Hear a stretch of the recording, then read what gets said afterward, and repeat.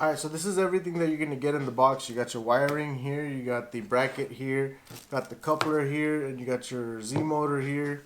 And then you have the top piece and the part that connects to the Z motor to hold it in place. And of course, the Z rod. Now, before I start installing everything or doing the pre-assembly, we're going to go ahead and go over to the Cr-10 so we can disassemble something really quickly. So we're going to have to disassemble this part right here, and I'll show you how to do that. The easiest way to take this off, you'll see two bolts right there. Go and loosen them up.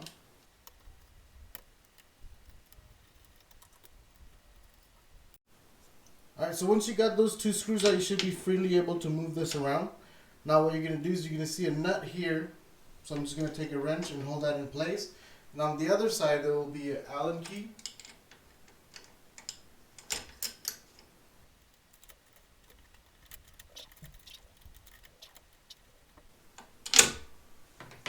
Okay, now it should be loose enough to where you can actually just pop it off. And this is the part we're going to need for the next part.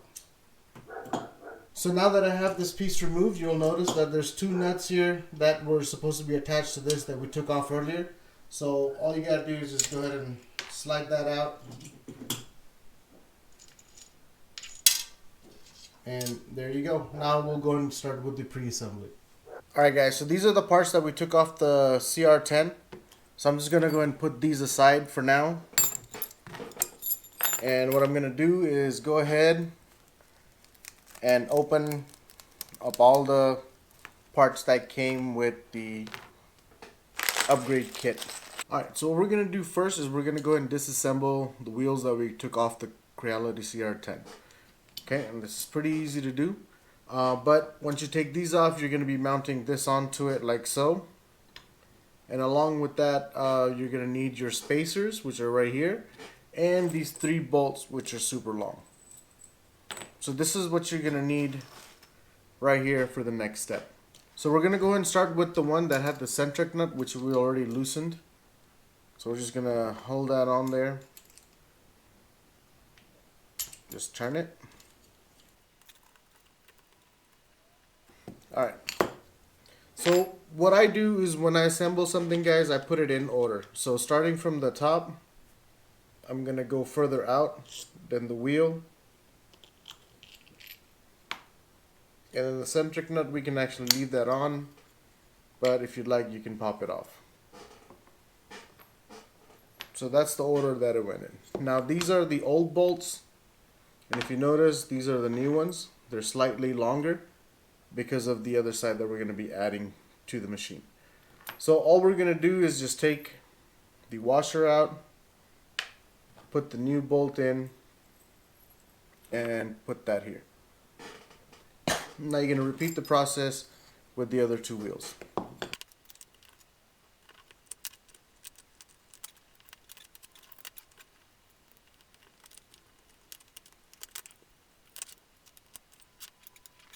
This is the one that came stock with the Cr-10. So I'm just going to go ahead and put the centric nuts back on. Just remember on the bolt part, guys, that you do have the washer in the front right there. Okay. Once you have that, just make sure you line up these little cutouts right there. This is actually going to come outwards. This is not going to go in between. This is going to stick out. Now, I've honestly tried this about 3-4 times. And the easiest way I found to assemble this is you want to start with this piece here. Keep in mind this is the part that fits into the rails, thus your T-nuts right there. You want to take the bolt, put it through. Well, you know what, let's just do one at a time so it's a little less confusing. You got the bolt, spacer, wheel, spacer. Okay, and that's it. So we're going to do the second one, which is going to be on your left side if you're doing it right now. You got the bolt, spacer, wheel, spacer.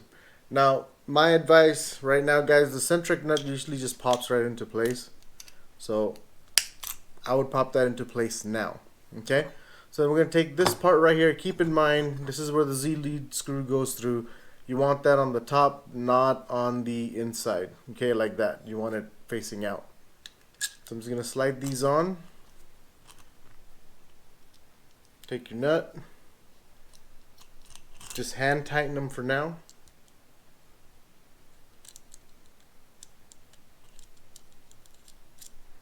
Like that. And we're left with the centric nut, which is down there, wheel, screw, spacer, and a nut. So we're going to install these once we have this mounted onto the Cr-10. Next, let's go and mount the brackets onto the Z motor. So here's your Z motor. It's going to sit like this. Let's say the plug is facing on the right. This is going to be a rail right here. So these T-nuts are going to go into the rails. So you put these down, and you're going to use these the smallest screws you got. Sorry, I don't know exactly what size it is, but you just pop those into place. And again, I wouldn't recommend tightening this all the way down. Just go ahead and tighten it just in case, just until it gets a little bit caught and you're good to go. So there you go. That's the second part. This is actually going to go at the top, so we don't need to worry about this right away. But we will mount this once we get to the Cr-10 itself. So that's all of our pre-assembly right here. The wiring, guys, I'm actually going to put it through this housing, but the type of upgrade I got, they only gave me the dual Z upgrade. So basically what that means is I just have the Z cable that connects to the other Z cable, and this control connects to the control box. Now there's other types of upgrades which I'm going to talk about before I actually install the wiring. But for right now, let's go ahead and get started on the assembly of the dual Z on the Cr-10. Alright guys, so here is the assembly. What we're going to do is keep in mind that's the back part, that's the front. So the lead screw that's going to go in here is going to go on that side. You got the two wheels already assembled. We're just going to put that right on in there. Alright guys, just one quick adjustment. The centric nut I mounted on earlier, go ahead and take that out. That actually prevents the holes from lining up right away. So we're going to go back to basic on this side. Once you put it on, go ahead and put the centric nut on first, but don't push it all the way so it snaps in. Then the wheel, then the spacer. Then if you notice now, as long as your wheels are on the track, the screw will come right on out. And then you can tighten it up.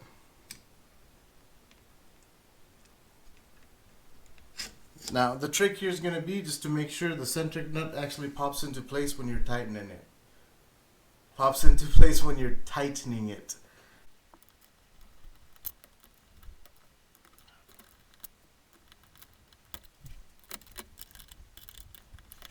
Once you have everything tightened, this thing should move freely up and down. Now if you get any kind of resistance, that means that you did something wrong where the screws are not lining up. So once you have that tightened, we're going to go ahead and mount it onto the X-axis. Alright guys, so if you notice the centric nut, the T-nut is here, the other T-nut's here. We need to get it onto the rail itself. So we're just going to slowly pull the X-axis, don't do too much, but before you do that, make sure your T-nuts are horizontal. It should pop right in. Now for this one here, you're going to have to bring it from the outside like that. And you'll notice that it's going to turn eventually.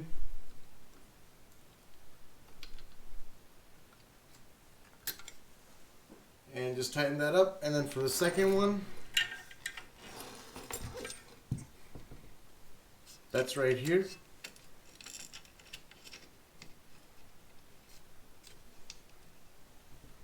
And that's it.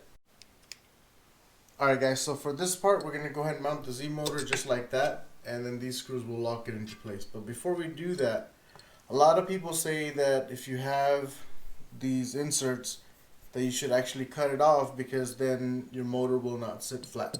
So I'm going to go ahead and do that. I'm going to make sure my T-nuts are straight. I'll pop them into place and just make a quick mark.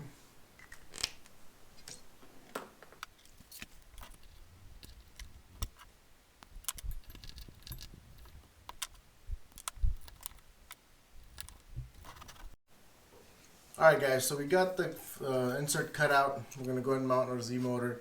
But before we do that, I did not fine tune as far as tightening the top part earlier in the video. So I'm going to go ahead and do that now to make sure it stays.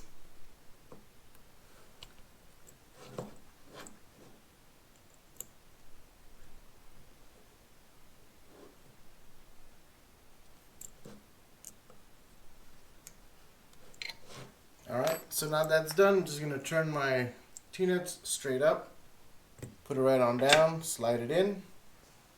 Notice my clearance here is good, I got no problems with it. And I'm just going to tighten this sucker up.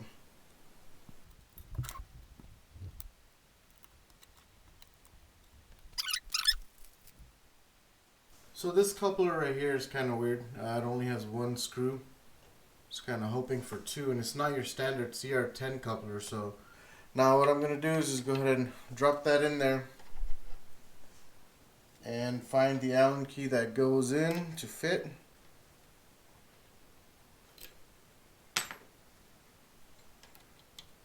Okay, now what I'm going to do here, guys, is you don't want this ever to be touching the floor or the bottom, so I'm going to raise it just a little bit.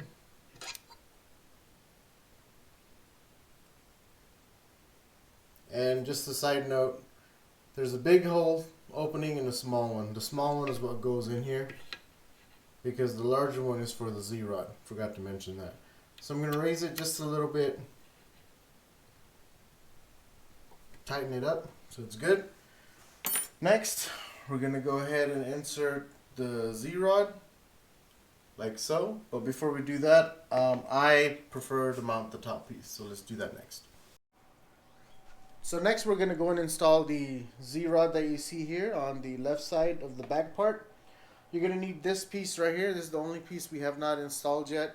I did a pre-assembly on this one. If you guys do that, it'll be a lot easier. You basically just take your screw, pop it into place, and it'll stick out over here just a little bit. Take your T-nut here, and when you try to push it in, it's actually going to pop out a little. So just take a little Allen key, hold it in place, and just turn it 1 or 2 turns until it's on there, and that's all you need for this part. So once you do that, we're going to put this on last. What I recommend you do, you go ahead and take your Z-rod right here,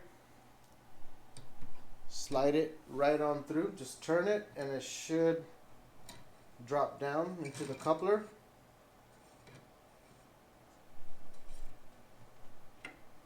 Like so.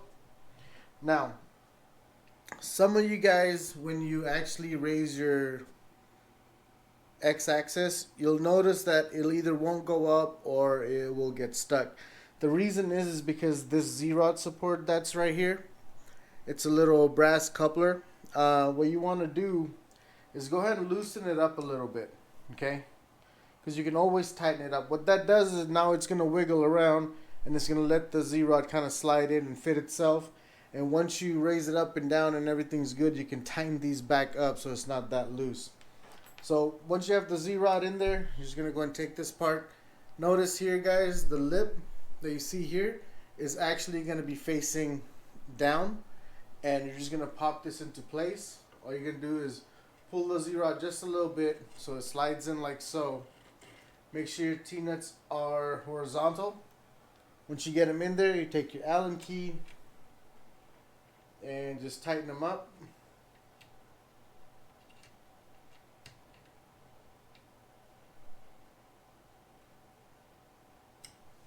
And there you go. That's on pretty sturdy. You still have a little bit of wiggle room right there.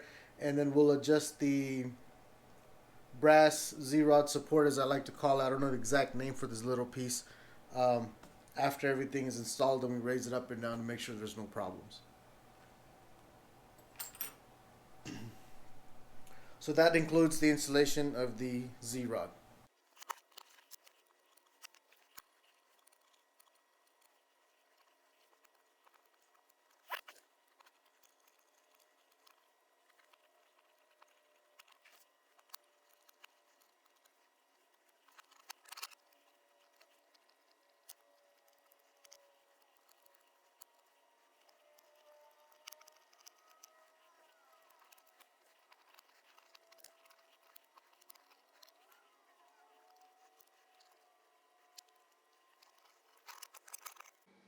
So now I'm going to show you what the cables look like and where they exactly go. You'll have your Z cable here that goes in the control box. You'll have your Z limiter switch or Z stop that goes in the control box. It comes out and this goes into your Z limiter switch or Z stop. And then this goes into your Z motor on one end and this will go to the Z motor on the other end, and that's how it all connects. Alright, so here's a better look at the inside of the control box. If you just move this ribbon to the side, you'll see Z limiter switch being right there and Z motor being right here. But before we do that, you'll notice there's a zip tie here and there's one in the back right there. We need to get those cut so I can freely move these wires. Now guys, be super careful when you cut this. You do not want to cut your wires here. That zip tie is pretty tight, holding everything in place. So that's what I'm going to do next.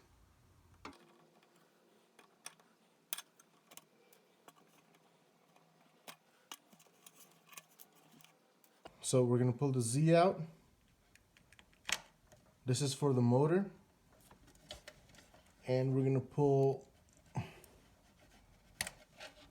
the limiter switch, which is right there.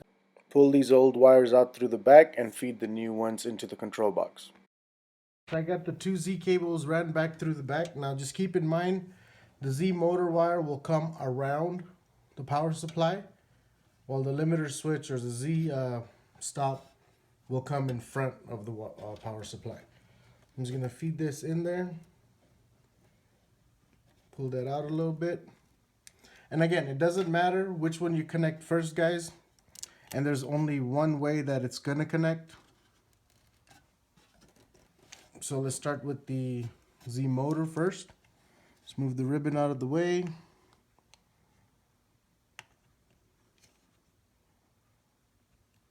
Okay, that's in there. And now we have the Z limiter switch, which is going to go right here.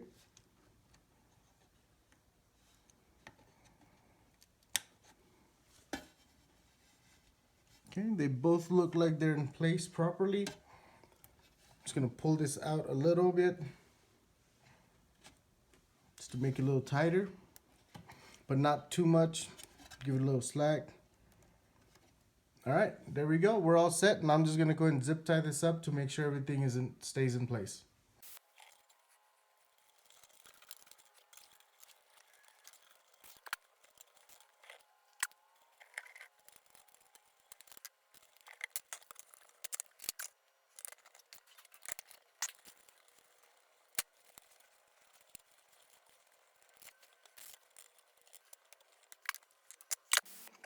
So once you have the wires connected and everything zip tied, go and put your control box back together.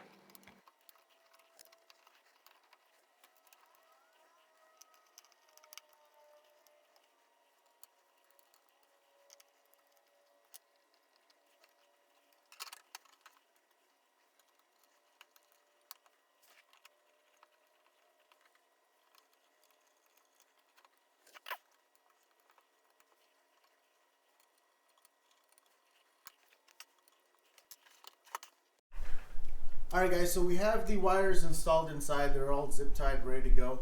So this is the wires that are actually coming out. So you're going to have this piece that's going to go to your Z limiter switch. This piece right here is going to go to your Z motor on the right side if you're facing the back. And then this one will go to the other Z motor, so both your axes move together. So let's go and get that installed. If you want, we can go ahead and start with the Z motor on the right side. And these are very easy to install. They just plug right on in.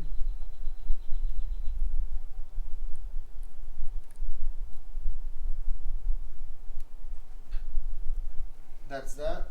And here's the other Z motor switch, which is going to go to that one. I would recommend that you actually feed it from the bottom, just so it stays out of the way. And I think most people install it like this as well, but you can wire manage however you'd like. Alright, we got those plugged in. Next, we're going to install this last cable, which is the Z limiter switch, which is right here. That's what actually tells the X or the Z axis is coming down to stop. So again, very easy to install. Just put it in like so. And just pop it into place. And that's it. You guys are all set. Alright guys, so now that we got everything installed, we're going to go ahead and do a few things to kind of test it to make sure everything's connected correctly. So I'm going to turn it on.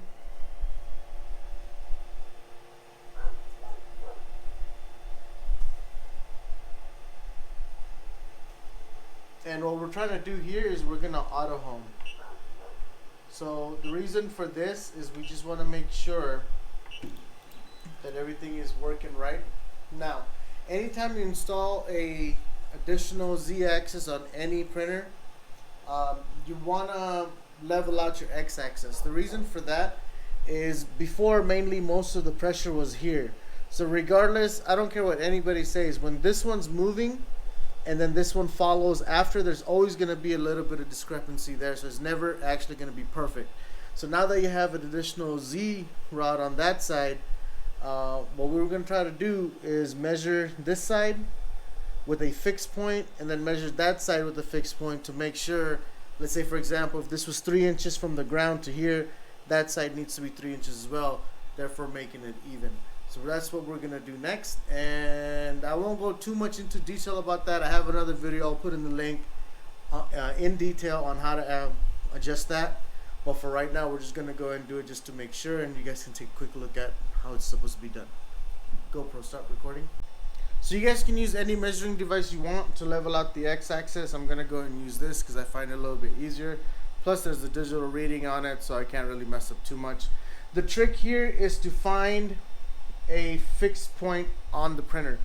Do not use the bed to measure, guys, because your bed might not be level. Do not measure the table that it's sitting on because that might not be level. The only thing that's leveled on the printer at all times with the X-axis is going to be the rails that you see here and here. So what I'm going to do is I'm going to put this flat on this rail right here and then see how much it is at the top.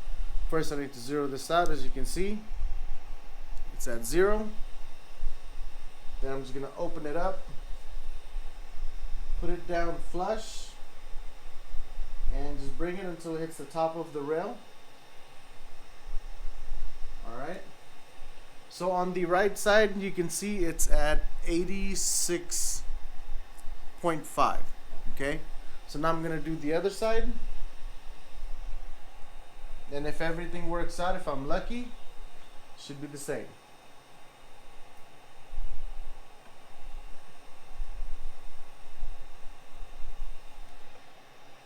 Unfortunately on this side it's 85.4, so my axes are off a little bit.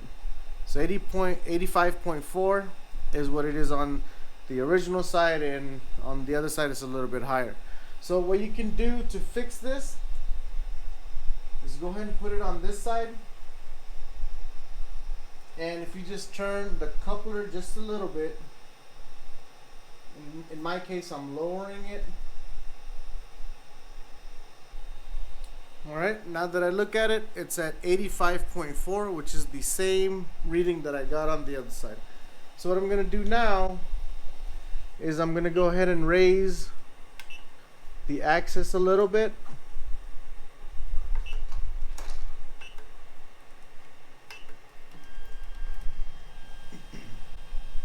And the reason I'm doing this is I just want to make sure that when it comes back down that it's still level. Okay, but here I'm going to measure it one more time again. I'm just going to zero it out. I know this is a little bit of work, guys, but if you do this now, your prints will come out great. Otherwise, they'll be lopsided.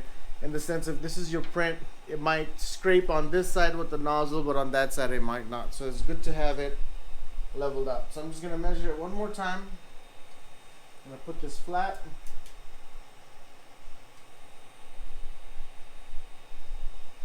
And I got 128.5.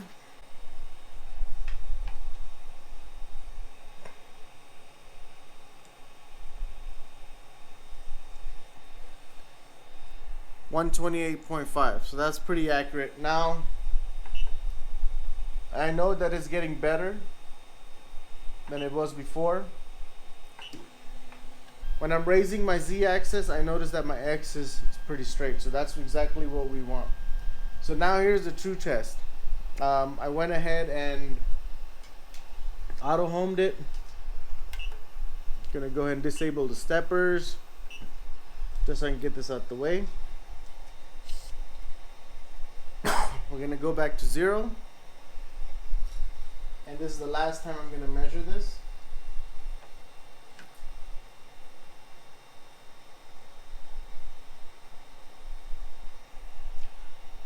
I got 85.7.